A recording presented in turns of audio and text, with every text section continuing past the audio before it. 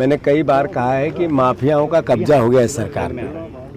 हमने सुना था कि रेत माफिया होता है यहाँ मध्य प्रदेश में, खनन माफिया होता है, यहाँ पर शिक्षा माफिया होता है, शराब माफिया होता है, ड्रग्स माफिया होता है, कई प्रकार के माफिया सुने थे। पर ये बारूद माफिया भी मोहन यादव जी ने पनपा दिया।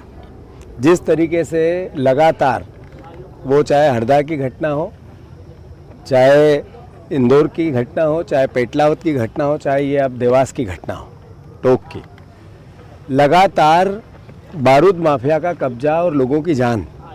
हमारी सरकार को एक घटना से कुछ समझ नहीं आता है, न कोई प्रिपरेशन देखती है। 2025 के आसपास इसका लाइसेंस हुआ, अभी समाप्त हुआ, आज ही रिन्यूअल फिर से हुआ। बताया गया 1 तारीख को किया गया, ये भी 6 तारीख को किया गया। ये अपने आप में बताता है कि टोटल माफियाओं के कब्जे में हैं। जिनके नाम से मालवीय जी के ये लाइसेंस है, उनका आर्थिक स्थिति ऐसी नहीं कि इतने बड़े कैंपस को वो मैनेज कर ले। वो बीजेपी के नेताओं के संरक्षण में पैसा किसी और का है, नाम किसी और का है, मतलब असल में बीजेपी का है ये सब। दूसरी बात, यहाँ वेयर हाउस को गोडाउन बनाया, किसानों का गेहूँ रखने की जगह नहीं है और खेती के नाम पर वेयर हाउस लिया, उसमें फटाके भर दिए, बारूद भर दिया। ये जो बारूद आया है, मोदी जी ने कहा विदेशी चीज़ें नहीं लाना है क्योंकि हमारी विदेशी मुद्रा जाएगी। ये चाइना का बारूद लेके आ गए, ये चाइना के माल के बहिष्कार कर रहे थे, तब ये चाइना का माल ला रहे थे। यही बीजेपी के लोग, इनका असली चाल चरित्र और चेहरा है। मौतें कितनी हुई ये भविष्य में और दिखेगी, पर हमारा जहाँ संज्ञान है कि 5 लोग 6 लोग और क्रिटिकल हैं, 3 की मौत हो गई, 9, 10, 11, 12 भी हो सकते हैं। आप देखो, भारतीय जनता पार्टी की सरकार का चरित्र सामूहिक हत्याकांड का बन गया है।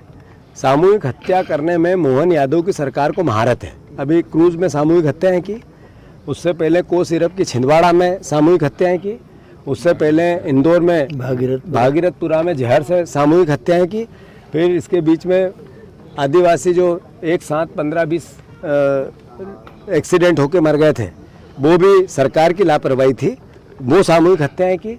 फिर यही हरदा में सामूहिक हत्याएं की, फिर यही पेटलावत में सामूहिक हत्याएं की, और फिर अब यहाँ सामूहिक हत्याएं की। सर, अनुमति मैं अनुरोध ये कर रहा हूँ, आपको बताना ये चाहता हूँ, प्रदेश को ये बताना चाहता हूँ कि रोज मोहन यादव हर हफ्ते में उनकी सरकार सामूहिक हत्या करती है। 10-15 लोग नहीं मारे तो इनकी सरकार को चैन ही नहीं पड़ सकता है एक साथ। पर उस सरकार को सीख लेना चाहिए, घटनाओं से कभी नहीं लेती है।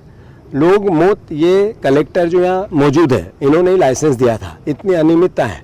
अभी मैं छोटे छोटे बच्चों से, नाबालिग बच्चों से मिल के आया, 40 से ज़्यादा नाबालिग बच्चे काम कर रहे थे। ये किसकी ड्यूटी है इनको देखने की?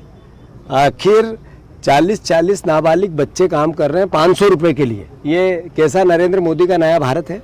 सवाल ये है कि लगातार, अभी किसी ने कहा कि ये यहाँ के सांसद जी के ड्राइवर हैं या उनके करीबी हैं, तो आखिर उनके फोटो उनके साथ आए हैं, तो इसका मतलब इनका क्या हिस्सेदारी है इसमें? ये तो विचार करने की बात है।